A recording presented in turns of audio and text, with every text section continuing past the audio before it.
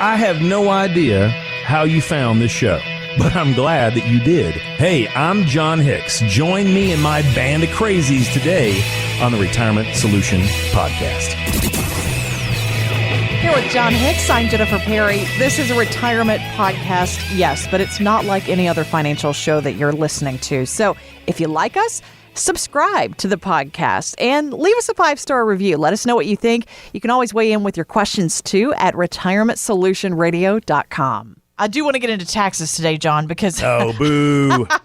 Boo. You've actually been reading up on this, though. You've had to lately, haven't you? Yeah, I couldn't sleep at night. I just want to read all this awesome information about how they're going to come thieve our accounts over time, Jennifer. Yeah. I tell you what, there's a whole bunch of stuff in the world right now. You know, it's hard to practice Zen meditation. Yeah. It's just really hard to be a Zen meditation expert when every single thing around us seems to be like a pile of dung on fire, doesn't it?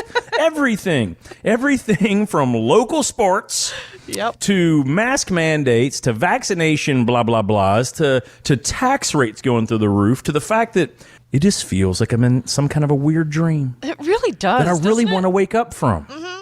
It just finds me cranky. Yeah, I know. I could tell when you walked in today. This is bad. Cranked up. Oh, this is going to be... Yeah, I always say your bad moods are really good for the show, though, because we get into some interesting topics. Because everyone else is there going, man, I feel the exact same way. Listen to this buffoon talk, Bethany. Bethany, listen to him talk. See, I'm not the only grown curmudgeon around here feeling ticked off about the world. This old man on the radio, this idiot, he says the same things I say. See, so leave me alone, you devil woman. Leave me alone. I know that's what half the people tell me when they call in. John, you may be a buffoon, but dude, you make a lot of sense to me. Right? We are feeling all this way right now, I think. It's just been overwhelming lately with the headlines. But here on the Retirement Solution, John, we try to break down the headlines and what it means for your financial bottom line. And there's a lot to keep an eye on right now that we're going to talk about during today's show. We've been talking about, of course, all these possible tax changes for months, but now we're getting a true peek at all the details that Democrats would like to push through before 2022. And yes, some of those changes could affect our retirement accounts in big ways. This legislation includes a follow-up on this promise from Senator Ron Wyden earlier this summer. It's long past time to crack down on the mega IRAs, which, as I held up in this very long GAO report, was documented years ago. The fact is, from the beginning, IRAs, and you go back and read the documents, Republicans and Democrats said IRAs were to promote retirement security for the typical American family. They weren't meant to become another tax dodge for billionaires. His whole speech on this was a little bit whiny. I don't know. And there was some spittle, too, for me. And for him, he had too many S's. Listen, the problem with the people is that they have too much money if they've done a good job saving. We need to find a way to expressly take the money from the savings accounts. Let me say that again. The savings accounts should be taken away from them because it's not made for the average American person. Too many S's. No, when I listen to this, how ridiculous is this nonsense? He's trying to tell us that a vehicle, a bucket you can put money in, he's trying to say the retirement account belongs to the government. He doesn't say that we sacrificed, we sweat, many of us gave up the opportunity to have a pension to put our own money into these things. Mm-hmm. He says that we don't deserve our own money. Jennifer, that's why I'm cranky today. These people out here, what people do I mean? The people that think we should hand money to other people who do not work, who do not have skills, who do not care about promoting the economy, and to have the America that I remember come back into full force. That's not what he's talking about. He's saying, no, these people that have done a good job saving should be what? Punished? He says that we're dodging taxes. I don't know if you know how the tax code works. Well, who sets up that tax code to begin with, too? He did. Yeah, exactly. Maybe not him personally. But legislation, Congress people, senators, they're the ones that enacted the tax laws. All we're doing is following the opportunities and the guidance that those idiots put before us. By the way, anyone that's done a good job saving their money should not have someone with a bag in front of your bucket of money saying, hey, just give me some of that. You know why? You've been dodging taxes. You've been dodging taxes, man. You got to give me some money. And yet every single time I hear one of these tax reform bills by one of these Democrats, what they're saying is, hey, we're going to punish you because you have money. Now, who are they punishing that didn't have a lot of money in 401ks? They punishing them? No. No, they're punishing the people that have done the most to save the most, which, what does that mean, Jennifer, if they've saved the most? Often it means they've sacrificed more. Sure. Because they could have spent the money. They could have gone out and bought a new Buick like Shaq did, right? You could have done that. But instead they put it away. Why? Because they didn't consume. They wanted to save so that they could do what one day? Retire. And that's what this show is about. So it makes me very, very, very aggravated when all these people come out of the woodwork because they see, man, some people out there have more than I do. Why? Because they sacrificed and saved. They put all the risk to have that money in the market, and it maybe did a good job for them. Or maybe it didn't. The point is they saved the money. So that makes me nuts. But one of the things that I think makes me the most absolutely ticked off, Jennifer, you know what it is? You know what made me cranky today? What else? Well, we're hearing about all of these targeted things towards the ultra rich, right? And what we find out is when most people who are typically politicians, and they want to tell us who the ultra rich are, you know what they're talking about? They're people that have saved about over $350,000. Those are the ultra rich. Those are the ultra rich to most of these politicians. You know why? Because the average American has not saved $350,000 towards their retirement savings. Right. So if you have, think about what a small classification of people you're in, and they see us with a bull's eye on us, and they need the money. The government's broke, especially now. The Democrats want to spend another $3.5 trillion with a T, trillion dollars, more than we've already spent because of the pandemic, to do God knows what. Yeah, and we don't even have a balanced budget now, but they want to spend $3.5 trillion, and they want to take that money from those that have it, even if it comes from their retirement accounts. But Jennifer, the thing that got me all absolutely cranky this morning was AOC. You know what I'm talking about?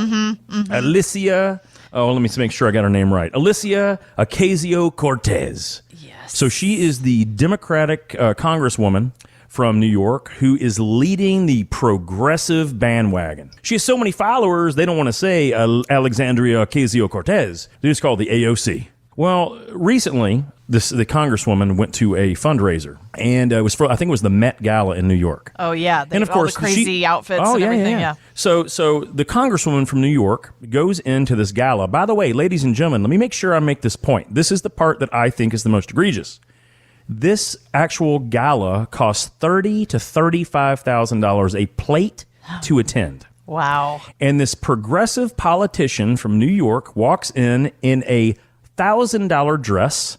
Oh, no, I'm sure it would cost more than that, right? Well, I looked it up. This is one of the things I had to look up. Okay. Before it was altered, the dress itself cost $995. Now, to have it personally fitted to her and to have the embroidery, and let me get to this, the embroidery that went on the dress, and the embroidery said, tax the rich. Okay. I don't know what that cost. That could have been another $1,000, right? You got to fit it to the person. You got to do all this personalized embroidery. You got to make it unique because they're going to a Met Gala. It could have cost $2,000. Could have cost $5,000 for all I know. But regardless of what that cost, it said tax the rich, and she was in a room where it cost $30,000 a plate to be there. Now, talk about hypocritical, talk about ridiculous, talk about mind-blowingly vain and vapid, and this is one of the leading Democrats trying to, as hard as she can, trying to pry the money that we've worked our butts off for our entire working lives so that we can consider if we can retire one day and stay retired. See, Jennifer, all of these tax proposals that are coming up, they're so filled to me with vitriol, absolute vitriol towards people that have done the right frickin' thing. And I think that's what has me all cranky today. Because I'm not going to stop doing the right thing just because someone else is going to try to thieve me. I'm going to find all of the proper ways to use the current tax system as best as I can to keep it out of their grubby paws. We've been doing that for years in our office, but now more than ever, I am just full of, I don't know. What am I going to call it, Jennifer? What do you want to call it that I'm allowed to say on radio on Saturday morning? Because I got some words. Woo! I got some words, but I'm not going to use them because this is a family show. Right, yes. This is a family show. But your fair Irish skin is just turning red over there. Oh boy, man. The blood pressure You would have thought I got a sunburn on my face right now. I'm just ticked off because I'm so sick and tired of having to defend everything we do when we try to be conservative, try to be fiscally solvent, try to do the right thing, save money, not overspend, not try to hurt our neighbors at all. We just want our own rights. We don't want our own freedoms. We want our own liberties, and we don't want someone who has nothing better to do with their time than make a political statement at a $30,000 dinner with a $1,000 dress plus, telling me that she's going to try to come after me. Oh, by the way, I'm not rich in context. I'm rich because I've saved more than $300,000. That's my point. Right. That's the definition that makes me uncomfortable. Guys, if you're out there with me, join this bandwagon. I'm going to spill it out the best way I can. If you believe in fiscal conservatism, if you believe you don't want the government handouts, this is the right show for you. It absolutely is. And as we watch them do their thing, we want to help you protect what you've worked so hard to save. And here's the thing, John, we hear from so many listeners every single week. They've reached that point, $350,000, maybe even a lot more with their savings, but they put in the long hours. They put in the hard work. It's not unusual for you to see these kinds of savings balances anymore, is it? Well, I mean, if you look at some of the more recent studies, and especially because the market's helped us out a good bit, right? We're seeing some of the highest 401k and IRA balances we've ever seen in our lives. And that is awesome, but that's not because the market's been so great. We put the money aside. Yeah. We've risked it ourselves. And because of that, we have these great balances. And so it is not uncommon to see many, small business owners or physicians, they've saved $6 or $7 or $8 million. Now, of course, we think that all of those guys think they're going to have a big bullseye on them. But the thing that is the most eye-opening is that what we would consider the good, strong, quality middle class, people that say between $300,000 and $800,000, they're opening their eyes and realizing, holy crud, they're coming for me. They're coming for me. I thought I was the guy they were fighting for. What we're finding is that they're not. So as you see those balances on those statements, understand that's not 100% ours, guys. We owe a portion of that to Uncle Sam. That's because when we pull it out of those accounts, we got to pay taxes. Now, right now, taxes are about as low as we think they're ever going to go, especially when you listen to all of this stuff that's coming out of the other side. And here's what my fear is, that all of a sudden when we need that money, when we're going to pull it out, that's when they're going to tax it, not at 22%. Maybe they'll tax it at 35%, 40%. Heck, as recent as the 1960s, if you had done a good job saving, you were in the 56% tax bracket in retirement. Wow. Guys, that was just high middle class back then. And that's crazy to me. So it can happen again. We have to be very resolute in solving this problem ourselves because the government is not there to help us right now. Like what you hear? Be sure to hit the subscribe button. And thanks for listening to The Retirement Solution with John Hicks. The opinions expressed in this program are for general informational purposes only and not intended to provide specific advice or recommendations for any individual or any specific security. To determine which investments may be appropriate for you, consult your financial advisor prior to investing. Any past performance discussed during this program is no guarantee of future results. J. Hagan Capital is a registered investment advisor. To find out if John Hicks is licensed in your state, please call 502-690-5635. J. Hagan Capital Incorporated is not affiliated with nor endorsed by the Social Security Administration or any other government agency and does not provide legal advice. Annuity guarantees are subject to the claims paying ability of the issuing insurance company. By contacting us, you may be provided with information about insurance products and annuities offered through John Hicks. Kentucky Insurance License Number 998827.